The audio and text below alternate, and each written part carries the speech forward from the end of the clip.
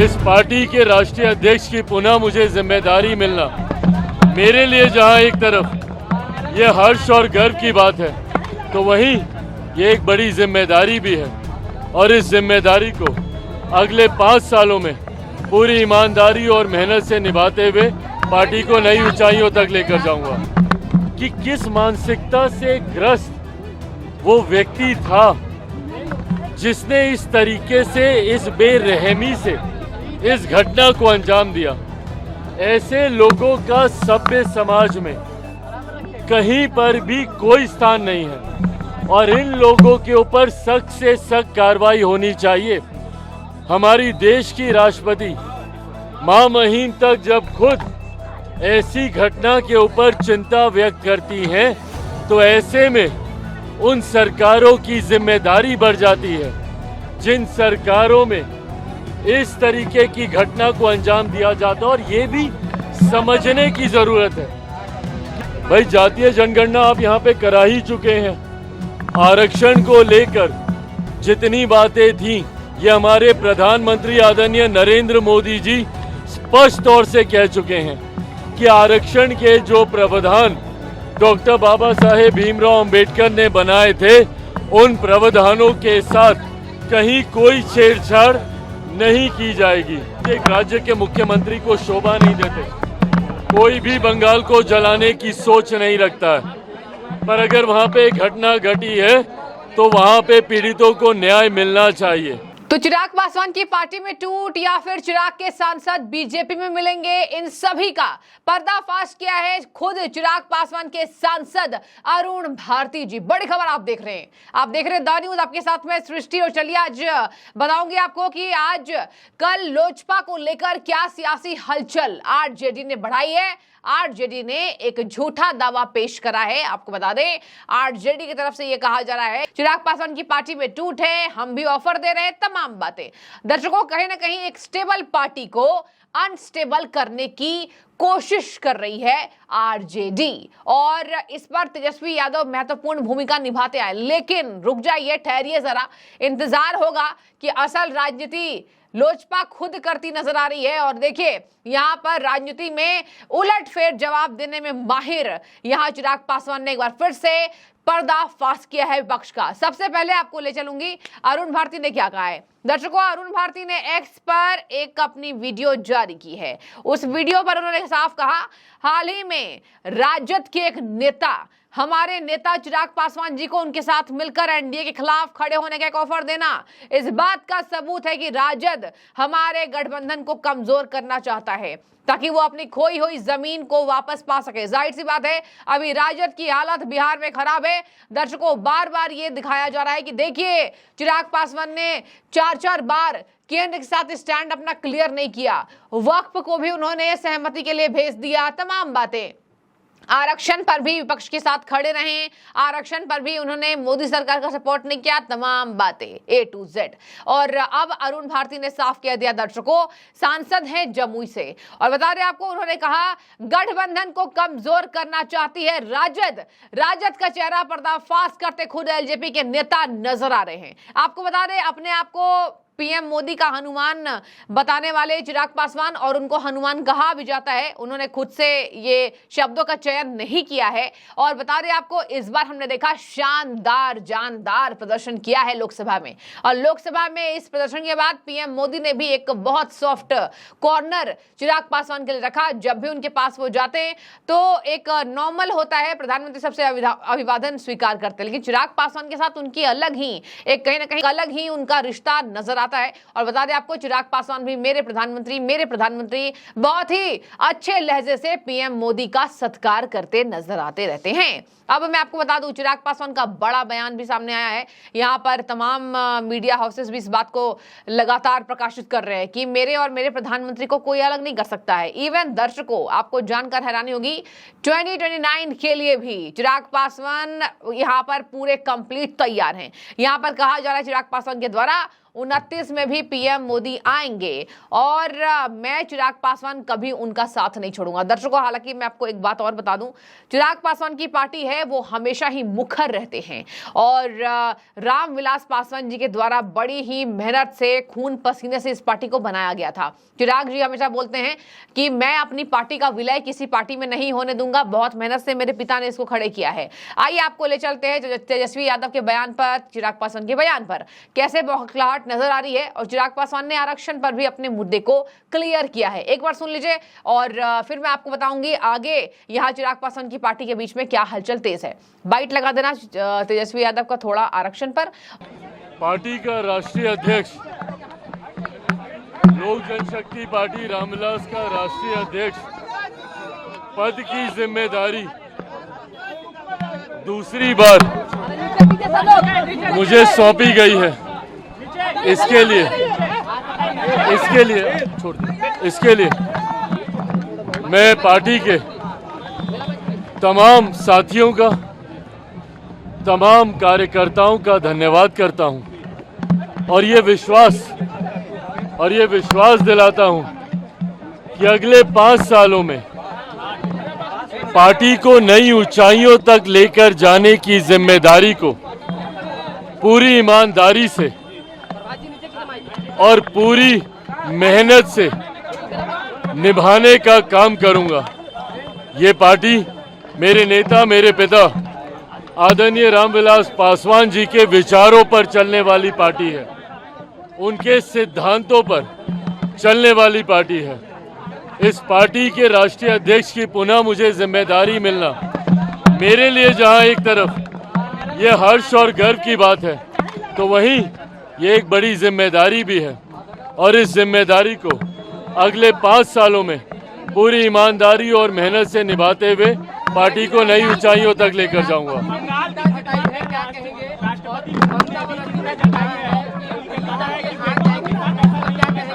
नहीं, बिल्कुल ये चिंता का विषय है और देखिए जिस तरीके से, जितनी घिनौनी ये घटना है, जिस तरीके से इस घटना को अंजाम दिया गया, ये मानसिकता दर्शाता है कि किस मानसिकता से ग्रस्त वो व्यक्ति था जिसने इस तरीके से, इस बेरहमी से इस घटना को अंजाम दिया। ऐसे लोगों का सभ्य समाज में कहीं पर भी कोई स्थान नहीं है और इन लोगों के ऊपर सख्त से सख्त कार्रवाई होनी चाहिए।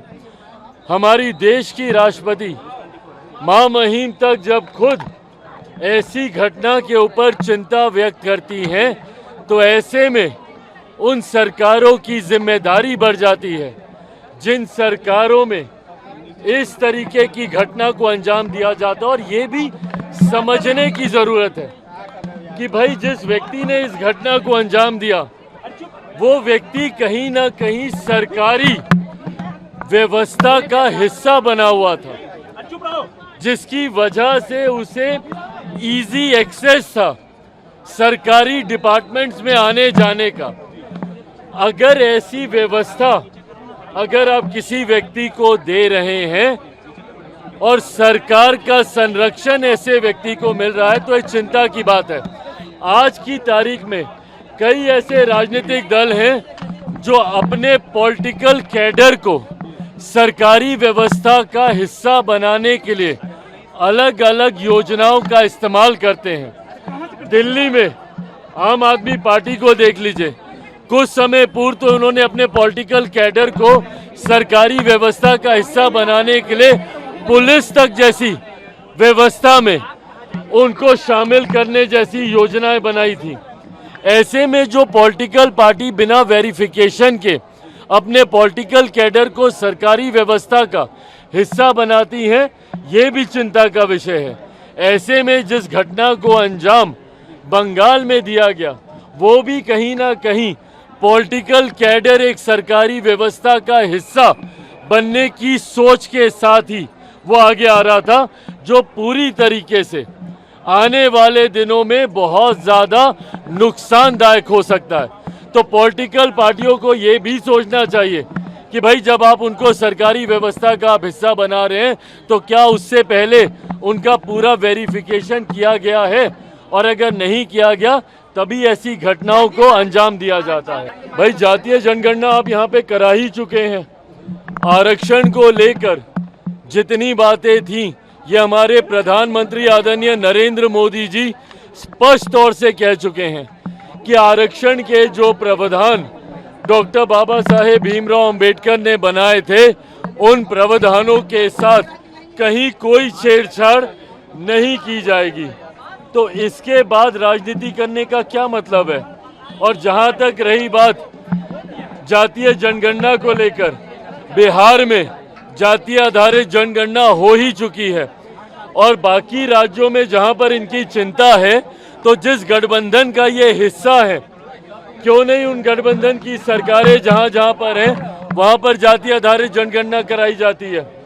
क्यों नहीं जहां पे इंडिया अलायंस की सरकारें हैं, जहां पर कांग्रेस की सरकारें हैं या इनके समर्थन वाली सरकारें हैं, क्यों नहीं वहां पे जातीय आधारित जनगणना ये लोग कराते हैं। तो उसके लिए बिहार में धरना देकर क्या मतलब है। आप कहेंगे कुछ, करेंगे कुछ और बिना मतलब इन बातों पर राजनीति करेंगे, ये उचित बात नहीं है।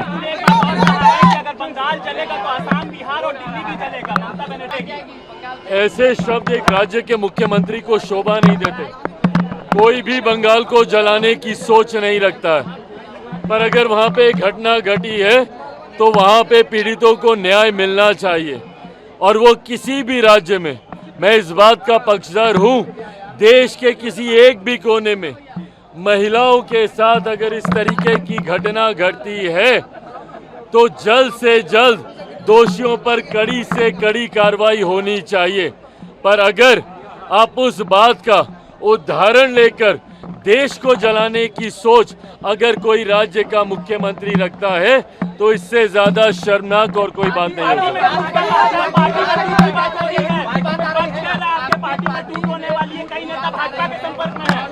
भाई सुनिए ना, कांच की हांडी बार बार नहीं चढ़ती।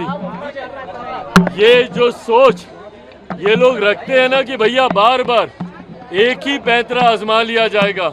मेरे पार्टी के सांसद खुद इस बात का स्पष्टीकरण दे चुके हैं। हर कार्यक्रम में मुझे राष्ट्रीय अध्यक्ष चुने जाने पर भी उन्हीं लोगों की सहमति थी। तो जो लोग सोचते हैं कि भैया इस तरीके की सोच या इस तरीके के र्यूमर्स को हवा देकर चिराग पासवान को डरा लिया जाएगा, ये कांच की हांडी बार बार नहीं चढ़ेगी। ये जो सोच है, जो मंशा है चिराग पासवान या लोक जनशक्ति पार्टी रामविलास के बढ़ते प्रभाव को इस तरीके के र्यूमर से डराकर रोक लेने की, विपक्ष की ये सोच कभी धरातल पर नहीं उतरेगी। तो आपने सुन लिया कि राजद का चेहरा बेनकाब हो गया है। अब आपको बताती हूं कि चिराग पासवान ने जिन जिन बिलों का सपोर्ट नहीं किया, केवल उस पर ही मौकाए फायदा हम इसको करार दे सकते हैं जो यहां पर विपक्षी पार्टियों ने उठाया है। चिराग पासवान ने थोड़े बिल का सपोर्ट क्या नहीं किया, यहां पर कहा जा रहा है ये देखिए चिराग पासवान ने केंद्र से असहमति जता दी है और इसके साथ देखिए जल्द ही वो बीजेपी का साथ छोड़ देंगे। बिहार में एक अपने आप को स्टैंड अलग कराने के लिए चिराग पासवान पीएम मोदी का साथ छोड़ेंगे और अगर पीएम मोदी का साथ चिराग पासवान छोड़ेंगे तो पीएम मोदी ढह जाएंगे, उनका किला ढह जाएगा। सबसे पहली बात तो दर्शकों आप देखिए, पर सरकार बने कुछ महीने ही बीते हैं लेकिन अभी से ही तोड़फोड़ की राजनीति, ये हो जाएगा वो हो जाएगा, तमाम XYZ, लेकिन कुछ हो नहीं रहा है। अलग बात यह है कि 100 दिनों के कार्यकाल में एक रोड मैप तैयार किया गया है और कहा जा रहा है कि 100 दिनों का कार्यकाल हमारा एक अलग होने वाला है। मत समझना पीएम मोदी कमजोर आ रहे हैं। इसके साथ मैं आपको बता दूं, सांसद अरुण भारती ने साफ कह दिया है, एलजेपी के नेता है, हमारी पार्टी जनता की सेवा और देश को समर्पित करेगी, ना कि जंगल राज को। जंगल राज कहकर तेजस्वी, लालू, तमाम विपक्षी गठबंधन का बिहार में सपने को चकनाचूर कर दिया है एलजेपी ने। और चिराग पासवान ने साफ कह दिया, कहीं कहीं नहीं जाने वाला हूं। आपको बता दें, सहमति अलग अलग हो सकती है, आपकी विचारधारा अलग अलग हो सकती है। चिराग पासवान की पार्टी की अलग राजनीति है, पीएम मोदी की अलग राजनीति है, भले अभी सहयोगी दल के तौर पर वो उभरे हैं। जरूरी नहीं है कि सभी बिलों का समर्थन केंद्र जो बोल दे वो चिराग करेंगे, और ये भी जरूरी नहीं है कि अगर समर्थन नहीं किया तो अलग हो जाएंगे। इसी वजह से विपक्षी पार्टियों को, दर्शकों, यहां पे सलाह दी जा रही है कि थोड़ी राजनीति कम कीजिए और थोड़ा शर्म है तो अपनी पार्टी को बचाइए, उत्थान कीजिए, जनता के सेवक बनिए, तो ये सब बोलने के लिए आपको कोई मौका नहीं मिलेगा। आप काम करेंगे, जनता को लुभाएंगे, तो ये सब बोलने का टाइम आपके पास रहेगा नहीं। तो राजद का चेहरा खुद बेनकाब करती आई है एलजेपी, और इसी के वक्त ये बड़ी खबर हमें मिल गई है कि चिराग पासवान का ऐसा कोई प्लानिंग नहीं है। बार बार भ्रम फैलाने का काम विपक्षी पार्टियों के द्वारा किया जा रहा है। एनडीए मजबूत है, अरुण भारती ने बड़ा हमला विपक्षी पार्टियों पर बोला है। आपकी क्या राय है? अब देखने वाली बात होगी। चिराग पासवान एक यंग है और टैलेंटेड है, चिराग पासवान का क्रेज है, कहीं ना कहीं अभी छाए हुए हैं, और इस पर चिराग पासवान का स्टैंड बिल्कुल क्लियर है एनडीए को लेकर। लेकिन अब इस पर जो भ्रम फैलाने का काम हुआ है, इस पर विपक्षी पार्टियां जरूर चिराग के इस बयान से बौखलाई होंगी, और अब क्या अपडेट आएंगी हम आपको वही बताएंगे। बने रहिए, जो भी आपकी राय हो जरूर रखिए। शुक्रिया।